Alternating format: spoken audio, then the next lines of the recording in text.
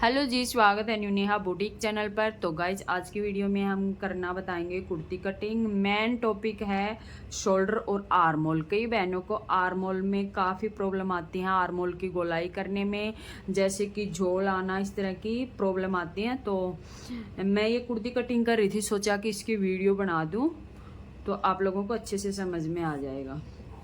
तो मैं सबसे पहले तो इस कुर्ती का आपको मेजरमेंट बता देती हूँ।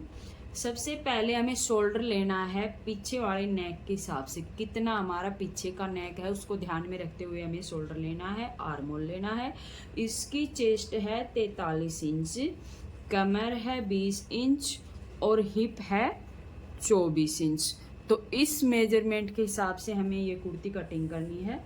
तो सबसे पहले मैंने यहाँ पर एक सीधी लाइन खींच ली। सीधी लाइन खींचने के बाद पीछे की जो पार्ट है, पीछे का पार्ट, ये देखो मैंने ½ इंच बढ़ा करके रखा है। अगर आपका शोल्डर या गला पीछे की साइड जाता है तो आप ये जो पार्ट है बैक पार्ट, इसको 1 इंच ½ इंच बढ़ा करके ले सकते हैं। तो जैसे मैंने यहाँ से शोल्डर डाउन किया है 2 पॉइंट, यानी कि ½ इंच से 1 पॉइंट का मैंने यहाँ से शोल्डर डाउन किया है, ठीक वैसे ही हमें पीछे का शोल्डर डाउन करना है।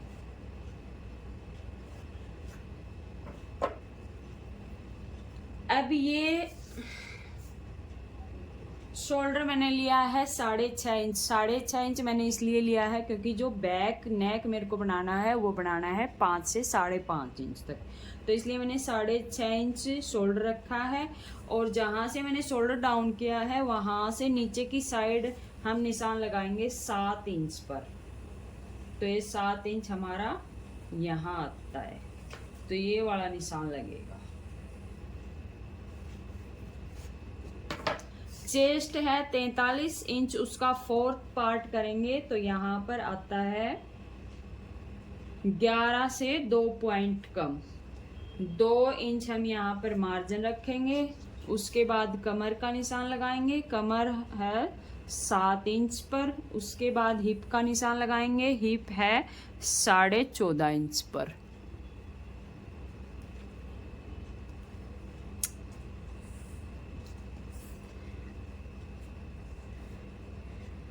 और हिप की चौड़ाई 24 है तो उसका ½ इंच करके 12 इंच पे निशान लगाएंगे।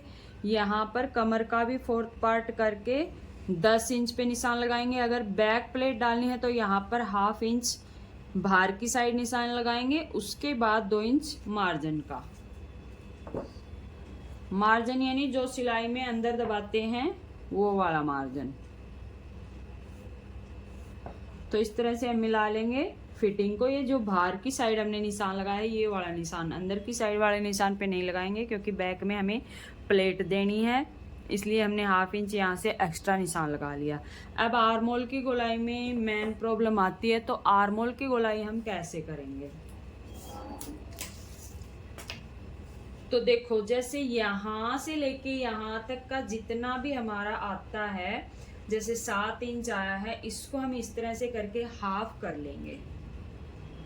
ये हो गया हमारा हाफ।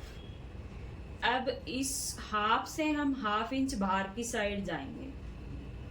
जो बीच सेंटर हमने किया है इससे बाहर की साइड ½ इंच पे निशान लगा लेंगे। तो ये जो हमने निशान लगाया है और ये कोने वाला जो पॉइंट हमारा यहाँ से बन रहा है, यहाँ से हम बाहर की साइड निशान लगा लेंगे 1.5 इंच पर।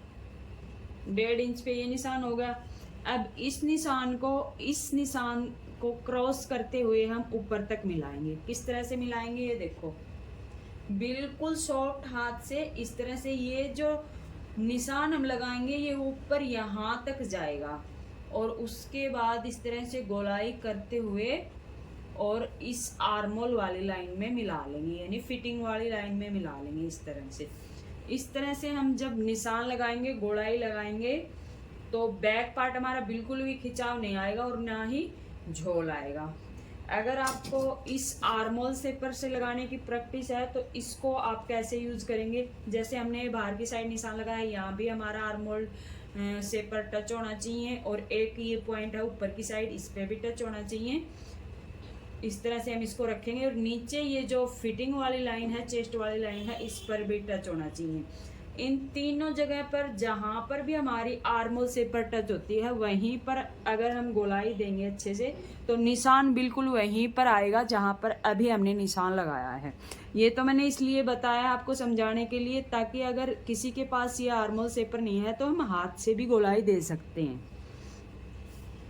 तो इस तरह से इस आर्मोल सेपर से थोड़ा सा काम हमारा आसान हो जाता है। और ये देखिए शेप हमारी वहीं की वहीं आई है। अब ये आर्मोल न तो आपका लूज होगा और न ही आपका आर्मोल यहाँ से खींचेगा। अब देनी है हमें अंदर की फिटिंग, तो अंदर की कटाई, जो हम आर्मोल की फ्रंट कटाई करते हैं वो वाली। तो यहाँ से हम निशान लगा लेंगे इस कोने से बाहर की साइड कम से कम 1.25 इंच पर। 1.25 इंच पे हमने ये निशान लगा लिया। और जो बीच सेंटर हमने आर्मोल का कर रखा है इससे कम से कम 1-2 पॉइंट अंदर की साइड आएंगे। तो ये आ गए हम अंदर की साइड। और फिर सेम वही मेथड है, ऊपर तक हमें इसको मिलाना है और यहाँ से हल्के हाथ से इस तरह से गोलाई करनी है।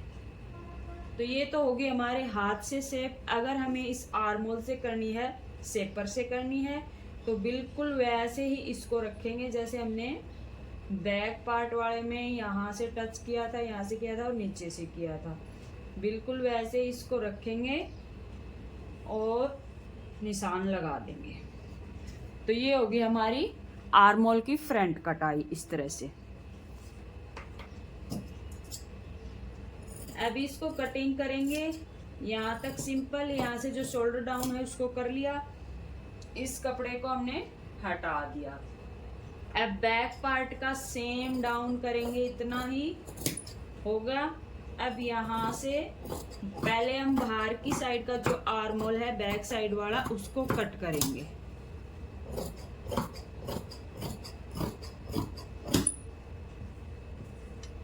ये देखो ये हमारा कटिंग हो चुका है।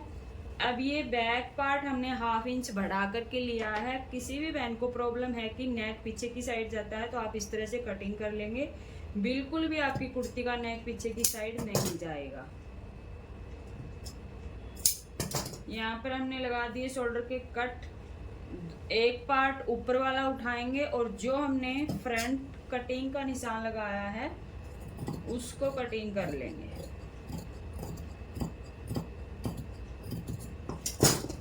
इस तरह से आपके आर्मोल में बिल्कुल भी झोल नहीं आएगा और फिटिंग भी अच्छी आएगी। और फिर भी आपको लग रहा है कि हमारा आर्मोल थोड़ा बहुत लूज है तो आप यहाँ पर प्लेट डाल सकते हैं। बिल्कुल बीचों बीच सेंटर में एक निशान ऐसे बनाएंगे और ऐसे बनाते हुए प्लेट की लंबाई यहाँ पर रखेंगे 4 इंच। और अगर हम यहाँ से नापेंगे तो यहाँ से चौड़ाई आती है 5 इंच से 2 पॉइंट कम। तो इस तरह से हम आर्मोल में प्लेट दे देंगे अच्छी फिटिंग के लिए। तो अगर इस तरह से आर्मोल कटिंग करोगे तो आपको बिल्कुल भी कुर्ती में